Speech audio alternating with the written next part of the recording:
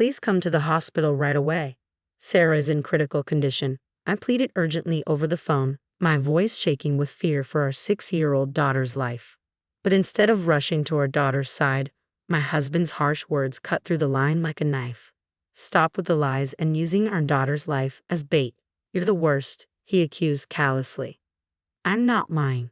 Please believe me, I cried out desperately, met only with a dismissive click of the tongue and his cold promise to have one more drink before considering coming back. By the time I get there, Sarah will probably be fine. Stop bothering me, he spat before hanging up abruptly. I crumpled against the hospital corridor wall, my strength failing as I whispered, Sarah. My name is Holly, and I'm 31 years old. 6 years ago, I married John, who was 42 at the time, after meeting him at work where he was my boss. His competence, fairness, and charm won me over, and after confessing my feelings, we began dating. A year later, he proposed, and I remember tears of joy streaming down my face. Shortly after our wedding, I discovered I was pregnant. We're going to be amazing parents, I remember saying, filled with genuine happiness at the prospect of building a family with the man I admired. But after our daughter Sarah was born, everything changed. John grew distant and began belittling me, dismissing my needs and accusing me of exaggerating when I was unwell or needed help around the house. Nights were the hardest. When Sarah cried, his impatience showed as he'd snap, "She's annoying, put her to sleep quickly." Many times, tears replaced the joy I had imagined for our family life. You're a stay-at-home mom, and you can't even manage the kids while doing your chores. Damn, I picked the wrong one. John's words cut through me sharply. Why would you say that? We're a couple. We're in this together, I protested. I'm out working hard all day. Don't burden me with housework. And your constant complaints about being sick or not getting enough sleep because of the kids. I don't buy it, he retorted coldly. I'm not lying about any of this. Besides, Sarah is our daughter. You need to be involved in raising her too, I pleaded, hoping to reach him. If you need help that badly, hire a housekeeper. That's if you can afford it, of course, he dismissed callously. His accusations stung, but what hurt more was his indifference towards our daughter. The thought of divorce crossed my mind, but as a stay-at-home mom, leaving with Sarah felt daunting. Still, I resolved to be the parent Sarah deserved, one who would protect her no matter what. If something ever happened, it seemed Sarah vaguely understood that her father, John, and I weren't getting along well. Despite this, she grew into a kind child, often gently stroking my head and saying, "Thanks for everything, Mom." Each time, I would lovingly hug Sarah and respond, "Mommy loves you so much, Sarah." But then, suddenly, something precious to me was taken away. It happened on Sarah's 6th birthday. The three of us had planned to celebrate together. I had been busy with preparations all morning and was nearly finished by 3 p.m. Just as I was about to leave to buy her birthday cake, I received a call from John. I got roped into a night out with my colleagues. "I'll be home," John's voice came through the phone. "Wait, today is Sarah's birthday. You promised you would be home," I pleaded. "Can't be helped. I was invited out. I'm quite popular, you know," John replied with a smug laugh. "Popular, my foot. They probably just want you to pick up the tab," I retorted, frustration creeping into my voice. I've told him countless times to stop footing the bill for his colleagues' nights out, but John never listens. He just says, "Who else is going to pay? I'm the boss." "Can't you please come home for Sarah? She's been looking forward to celebrating her birthday with you," I begged. "Stop nagging. I'll get her a present. That should be enough," John dismissed. "Fine, whatever," I snapped, cutting the call abruptly with a loud slam of the receiver. Relief washed over me momentarily. I shouldn't let this get to me. Today is all about Sarah. I have to keep smiling, I thought to myself as I walked into the local bakery and picked out a strawberry cake, Sarah's favorite. With the cake in hand, all that was left was to wait for Sarah to return home. But as the evening wore on and the sun started to set, Sarah still hadn't come home. I tried to reassure myself, maybe she had lost track of time while playing with her friends. Just as I began to consider searching the neighborhood or calling the police, the phone rang. It was the police on the line. "Holly, there's been a traffic accident." "What about Sarah? Is Sarah okay?" "They've taken her to the hospital, but she's still unconscious. We're sorry for the delay in contacting you. It took some time to confirm her identity." "I have to go to the hospital right away," the police officer informed me urgently. I regretted not leaving Sarah a note with my contact information, but dwelling on it wouldn't help now. Rushing to the hospital, my face drained of color, I silently prayed, "Please, God, let her be okay." At the hospital, a nurse broke the news to me. Sarah was in critical condition. The strength drained from my body, and I collapsed to the floor. Just this morning, she had been fine, going to school like any other day. This wasn't supposed to happen. I struggled to convince myself it was all a terrible dream. But the steady beeping of the machines monitoring my daughter's unconscious form brought me back to harsh reality. "I need to call John," I muttered, stepping out of the room to dial my husband's number. "What? It's you again? Don't bother me while I'm out drinking." John's voice slurred through the phone. "Sarah got in an accident and she's at the hospital. It could be serious. Get here now." John scoffed, dismissing it. "Yeah, right. Another one of your stories. You're just upset because I missed her birthday. Stop making things up." "I'm not lying. Please come to the hospital now. Sarah's in critical condition," I pleaded desperately. "Stop holding a grudge against me. You're being ridiculous," John retorted callously. "Please, just come. Sarah might not make it," I cried, tears streaming down my face. I found myself pleading through the tears, overwhelmed not just by sadness but by the disbelief that my husband could accuse me of lying and show no concern for our daughter in such a dire moment. "Fine, fine, I understand. I'll have one more drink, then I'll come back. By then, Sarah will have miraculously woken up and be peacefully asleep in bed. I'm tired of your lies. Don't call me again. Bye."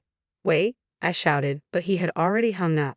In the hospital room, I sat, tears streaming down my face as I waited for Sarah to wake up. But she never did. Her birthday became the day she left us forever. "Why? Please open your eyes," I pleaded, my voice trembling with grief. No matter how much I called out to her, no matter how many times I touched Sarah's lifeless body, she never responded with a smile. Sarah was such a good girl. She was shy, but always caring and thoughtful towards others. A true angel. Why did she have to lose her life, Sarah? I collapsed in tears in the hospital room, oblivious to the people around me. In the end, my husband never showed up at the hospital that day. On the day of the funeral, the sky hung heavy with clouds, as if it too mourned. John's colleagues and bosses attended the service, faces familiar from earlier encounters, but this was not how I had imagined meeting them again. Throughout the day, my friends took turns consoling John and me, though approaching me was difficult in my weakening state. Each time someone spoke to John, he put on a dramatic show of tears, lamenting, "I can't believe Sarah's gone," and then shifting blame with, "If my wife had called me sooner that day, maybe I could have seen her while she was still alive. You're the one who accused me of lying and didn't bring me home. You're not even crying for real," I observed quietly, numb to any anger toward him. All I wanted was to bid Sarah a peaceful farewell with all my heart. As the funeral approached its conclusion, John leaned in and whispered to me, "All right, now it's time for us to get divorced. You'll finally be free." Taken aback by his sudden statement, I glared at him, biting my lip, but he quickly excused himself to smoke outside. Amidst the whirlpool of emotions as I continued to express gratitude to the attendees, a woman approached me.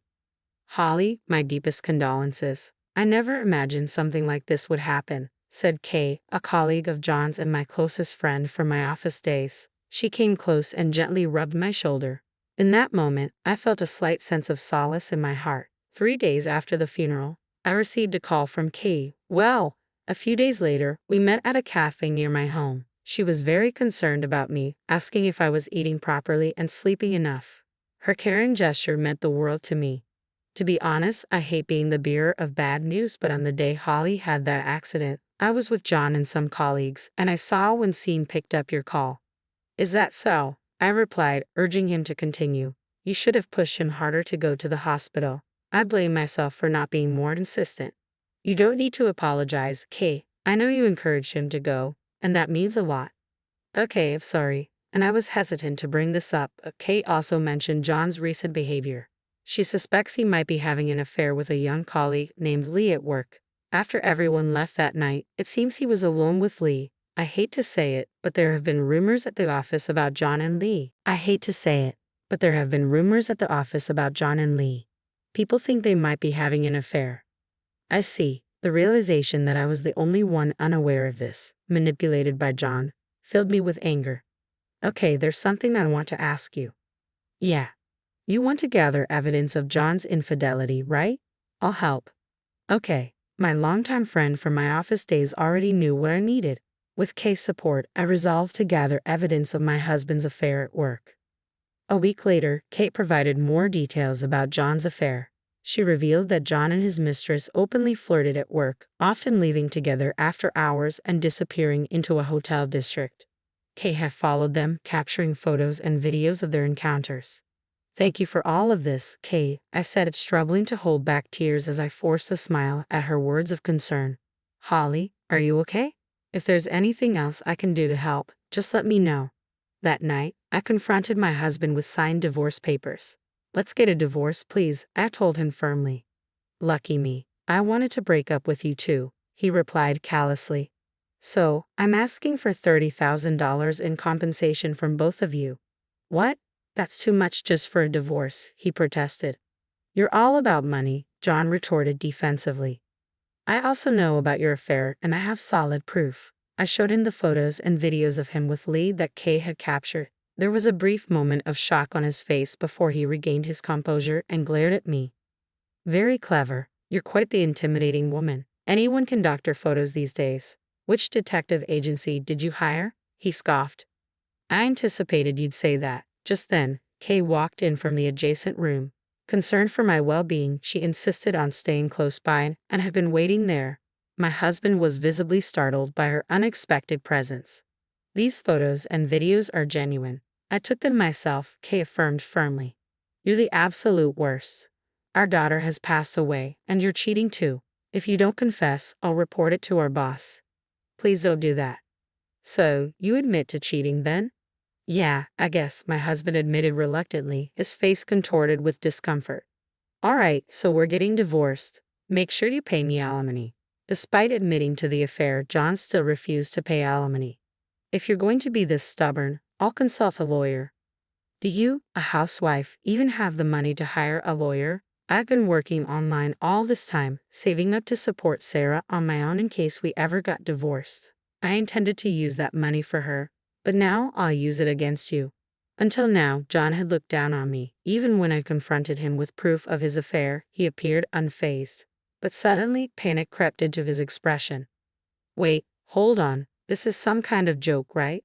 Huh? If you think this is a joke, try me. I won't settle for a half-hearted agreement, I stated coldly. At my firm words, John dropped to his knees, pleading desperately. I only started seeing Lee because she made advances towards me. It's not my fault, he began, offering excuses. I can't afford to pay alimony. Please reconsider. He bowed his head to the floor, tears streaming down his face. Yeah, and I'm sure those tears are just for show. Goodbye, I said, brushing off my husband as I grabbed the Boston bag I had packed and left home with Kay. Later, I hired a lawyer and successfully filed for divorce and damages. I managed to secure $25,000 in damages from Lee as well. John lost his family, his money, and was promptly dumped by Lee. Who said I'd only dated you because you had money? Lee retorted. I never expected things to end up like this, John lamented. And when our affair at the office was exposed, we were called in by the CEO, and as Kay told me, transferred to different rural areas. Following my divorce, I moved back to my parents' house and continued working from home. Sarah was laid to rest in our family cemetery back home. While I still mourned deeply, I resolved to live out my remaining years quietly and peacefully.